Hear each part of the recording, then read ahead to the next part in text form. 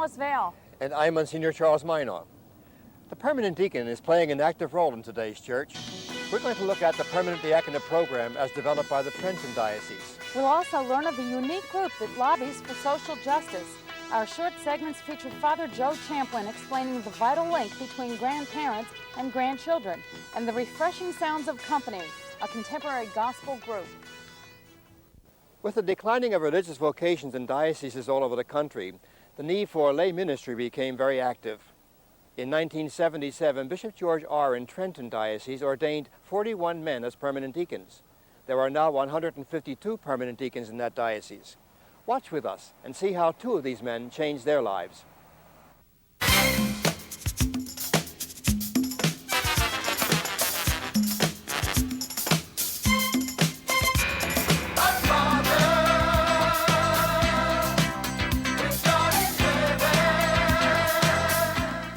Alan Parr and John Fitzsimmons are permanent deacons in the Trenton Diocese who lead active and sometimes hectic lives. They've managed to juggle their ministry, their families, and their jobs to fulfill their vocation. Joe Parr and Rita Claire Fitzsimmons are a source of support and inspiration to their busy husbands. They manage to be involved in their husbands' ministries while keeping pace with their growing and active families. Alan Parr was ordained a permanent deacon for the Trenton Diocese in May of 1981. His job as a construction supervisor keeps him busy enough to tire anyone, but his energy and enthusiasm for life keeps him active and happy in his chosen work. He looks upon his being a deacon as a calling, a vocation. Sometimes I'd rather be fishing than visiting a sick person, he explains, but it is part of my ministry and I get as much out of it as I put into it. I'm really happy being a deacon. John Fitzsimmons is vice principal at Manalapan High School in Freehold, New Jersey. He has been a deacon for 9 years, and part of his ministry flows into his teaching. It's not unusual for students or colleagues to come to John for advice and counseling. John finds solitude for himself in nurturing and caring for a special garden he started at Manalapan High School. The beauty of the garden is a source of pleasure to all who share it with him. We have the marigolds here, and then we have the cold. Permanent diaconate is an expansion of church ministry. It is not a replacement or substitute for priests. The men who are called to this ministry are called primarily as active servants to whomever cries out for help. The Church of Vatican II declared itself a servant church, and these men are to be among the principal instruments through which the servant church will make itself felt. Monsignor James McManaman has been the director of the diaconate program in Trenton since it started in 1978. He explains what kind of man becomes a deacon and what he looks for in a deacon today. I can tell you what we're looking for in a deacon today, and before they come into the program, and what a deacon today is like. We're looking for a man, has to be 35, he can be celibate or married, he can be a widower, he's got to be a man of faith, already living a faith commitment. He has to be already involved in service of his church and serving the people of God. With such a man, he's got to at least be prepared to make a life commitment to service. He has to have a stable job, he's got to have a stable marriage, and they're his priorities: God, wife, family, and secular job. Alan and Joe Parr find many relaxing moments to share with their children and the many animals they raise, including a wounded raccoon. As their children grow older and leave home to find their own way, Joe and Alan are trying not to suffer from the empty nest syndrome by keeping as busy as they can, and that they both do. Joe spends as much time as she can helping Alan with his many responsibilities. Being involved in a diaconate has probably opened up a new perspective for me. You know, to be a deacon means to serve, and I guess I'm more conscious of that now than I was before. I'm not sure that very many people understand what a deacon is in the first place. Even many Catholic people don't.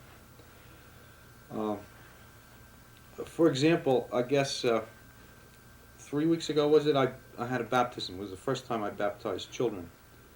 And there was 2 little babies there. And in the ceremony is a time when I'm supposed to give a homily. And I talked about, I think I shocked everybody because I was sort of dressed in a dalmatic. And I sort of looked like a priest, I guess. And I started talking about my wife and children. And evidently there was some people in the audience that didn't realize I was a deacon. And like, she was sitting in the back of the church and she could see people looking at each other, you know, these kids, you know. Shock. Yeah, it was a little, I just remembered, little you know, surprise. one very lovely person who's non-Catholic heard that I was going to be a deacon, and she turned around and she goes, "Oh, isn't that wonderful?" She says, "Your husband's going to be a deacon. I think that's so nice. That must make you very proud." What is a deacon? The Fitzsimmons family includes 6 young active boys and keeps both Rita, Claire, and John constantly busy. Rita Claire shares her husband's ministry and seems to thrive on the busy schedule they keep. Their young son Danny suffers from muscular dystrophy, and this disability has drawn the family together. They are all confident that through their faith and prayer, a miracle will help Danny to get well. I guess I'm like a person who's throwing up a lot of balls, and I've got to keep them all moving. As opposed to a priest, because I always have to remember that I'm first and foremost, you know, that I'm a married man, and that I'm a father, I'm a husband, and then I'm a deacon. I've learned a lot. I mean, there's been moments, you know, I'm not going to tell you that it's been all pie in the sky, all right? I think any ministry one gets involved in, whether he's ordained or non-ordained. When you are working with human beings and you're going to find situations that are painful, and you're going to find also situations where you feel very inadequate as a person, and you become very much aware of the need for God. Wife's consent and commitment equals that of the deacon's. He could not be a deacon without the support, consent, and the commitment of the wife. Some wives are active in their deacon's ministry. It's not necessary. Some can't be because they have family and responsibilities at home. But if a deacon is not ministering in his own home with his own family, he can't minister to the people of God in the parish or diocese. They are ordained men. They receive the sacrament of orders. They take the Eucharist, they solemnly baptize, they solemnly preach at masses on Sundays and weekdays, conduct novenas, wakes, burials. They witness marriages, they validate marriages of people who are in invalid marriages.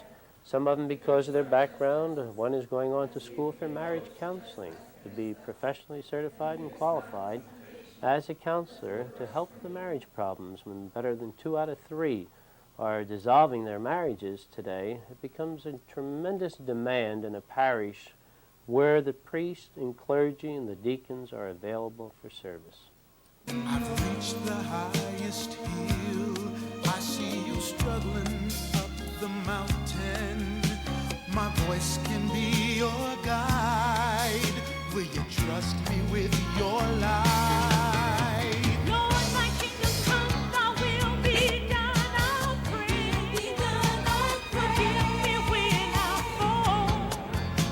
Forgive me where I fail. Lord, I do believe, but help my unbelief. Till heaven and earth unite. It's not my will, but thine. Al Parr and John Fitzsimmons are 2 fine examples of the success of the lay diaconate program in Trenton Diocese. Stay with us now, and next up we'll have our short subjects.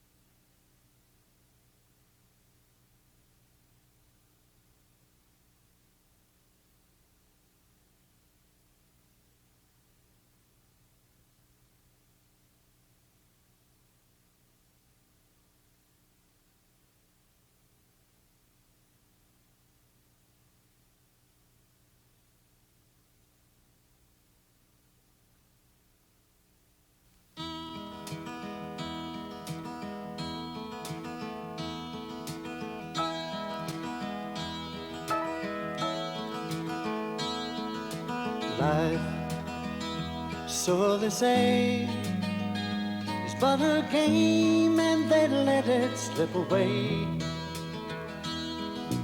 Love, like the autumn sun, should be dying, but it's only just begun. like the twilight in the road up ahead. They don't see just where we're going, and all the secrets in the universe whisper in our ears. All the years that come and go, take us up, always up. We may never pass this way again. We may never pass this way again. We may never pass this way again. God our Father, open our eyes to see your hand at work in the splendor of creation, in the beauty of human life. Touched by your hand, our world is holy.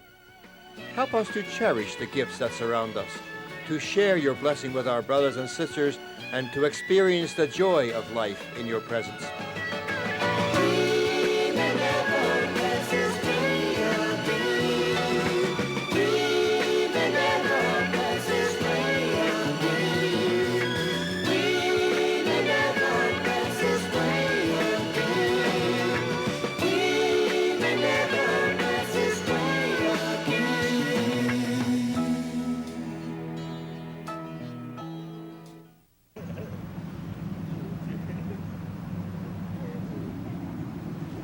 Grandparents and grandchildren have a very special relationship.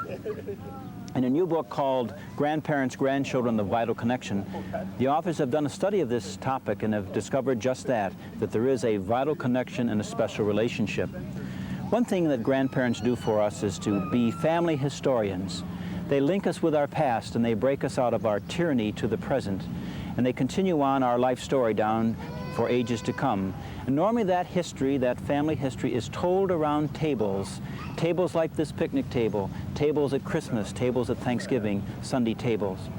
At one table like this, I shared ice cream with a young couple, and they spoke about their grandparents, and the wife said, you know, my grandfather, I've never met him, was a policeman in London, a very large city in the world. And her husband turned to her and said, you know, we should talk more like this. We've been married 10 years, and I didn't know that. For my grandfather also was a policeman in a very large city, New York City. Grandparents are family historians, but grandparents are also nurturers. They nourish us by their faith and their love and their life. That same woman remembers her first communion 35 years ago as if it were yesterday.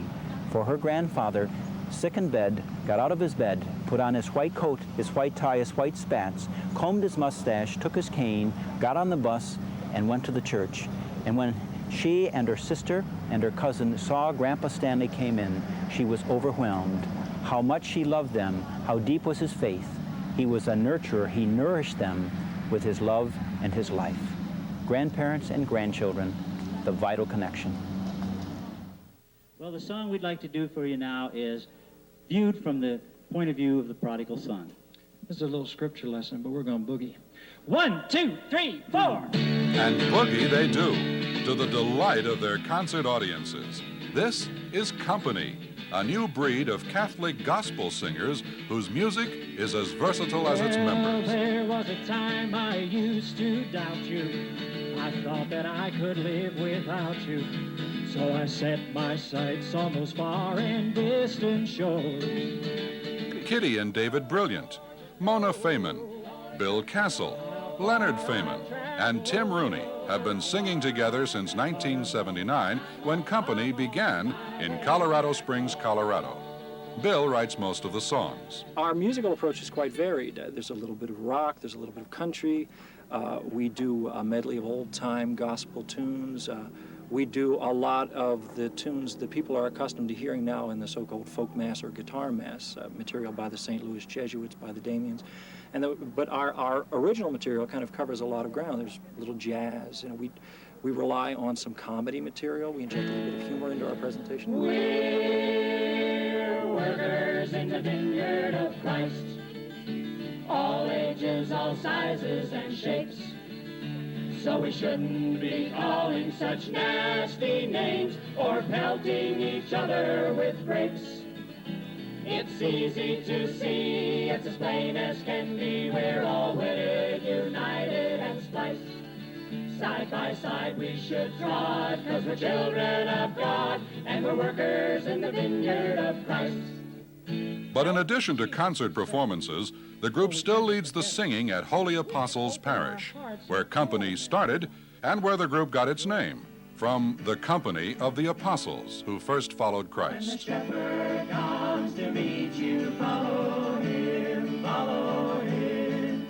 He will lead you to a resting place near peaceful flowing waters. All around the grass is green with the flowers brightly blooming. When the shepherd comes to meet you, follow him. Though your path has led you people want to sing. They want to participate in the liturgy, and they want to be comfortable with what they're singing. And we do a kind of music, and we relate to them personally, the group does, so that they can get into it.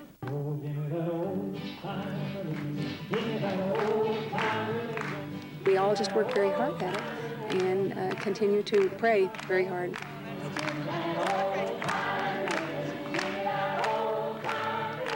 I think prayer is really the central part of the whole thing.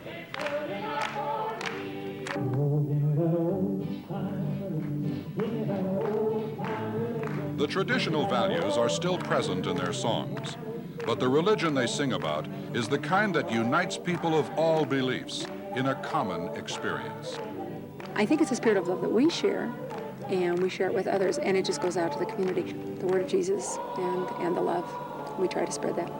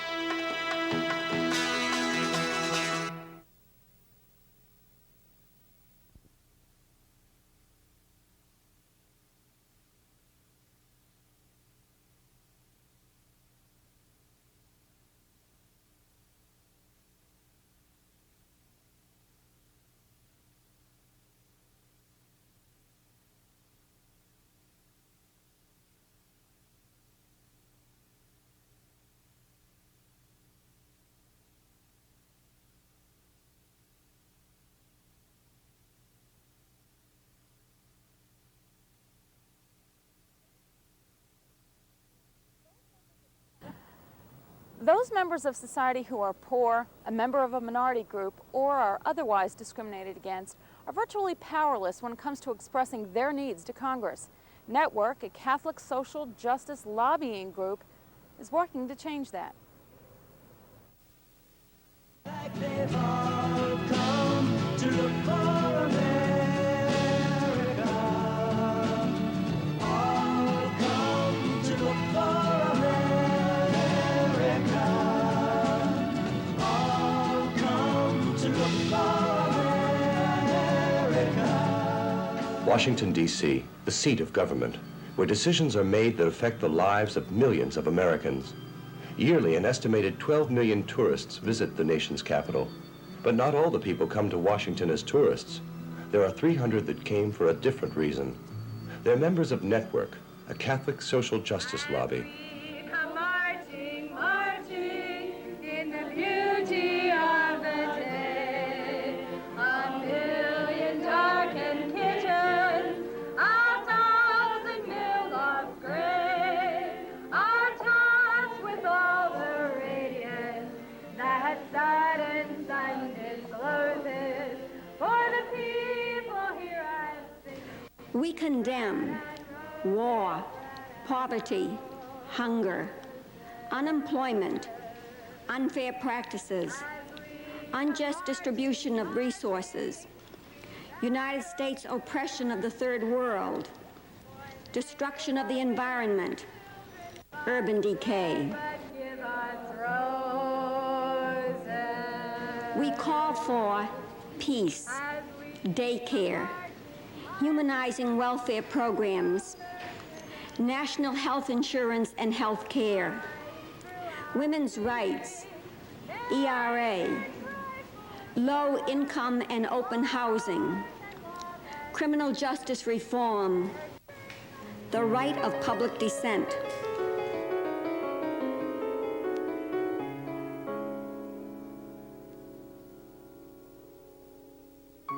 Network is a national organization that's been in existence for 10 years.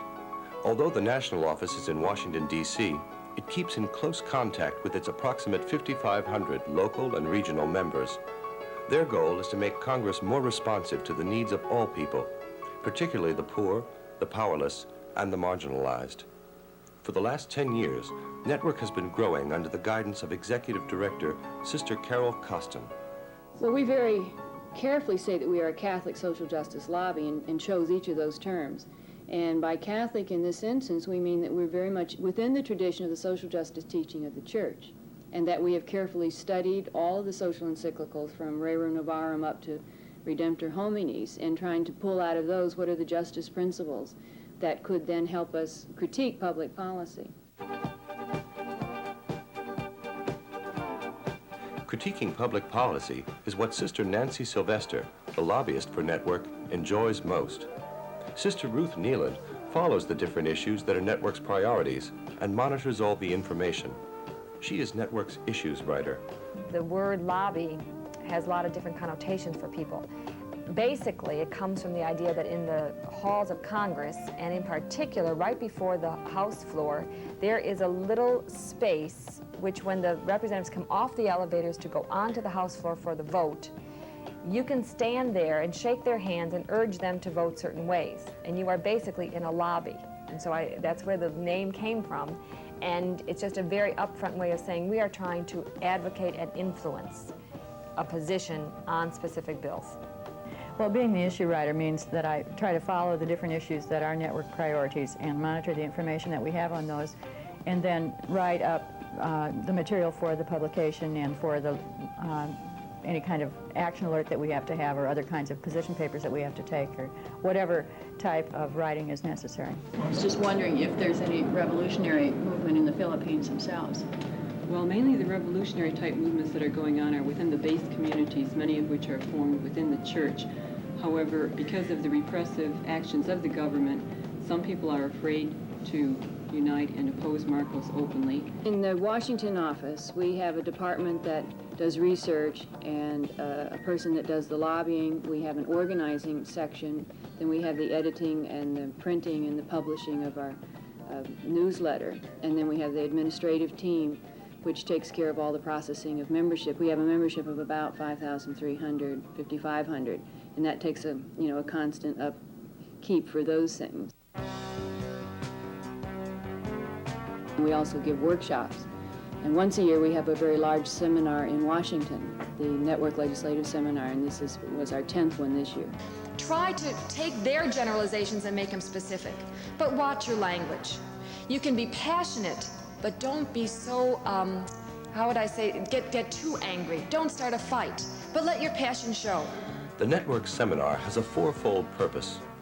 The first is to provide an opportunity to know how the system works, from how a bill becomes a law to actual lobbying. The second is an understanding of issues, particularly from the value perspective that comes from the Gospels and the social justice tradition. The third is to meet with people from other parts of the country, so that the organizing and strategizing is not seen as an isolated act, but to show that it is connected with people from throughout the country. Breathe deeply and walk in, and then just give it to them. So I think... The fourth purpose of the Network Seminar is to provide a spiritual base, an experience of praying and working in solidarity. This is the Lamb of God who takes away the sins of the world. Happy are those who are called to his supper. The basic reason for getting people in is to give them the lobby experience. And so what we try to do is provide them with enough information that they can lobby comfortably and feel some assurance that they're on top of the issue. The particular issue that I had was El Salvador. Everybody in our constituency is pretty familiar with that issue, but we do need to caution them in terms of how to present it in a lobbyable manner.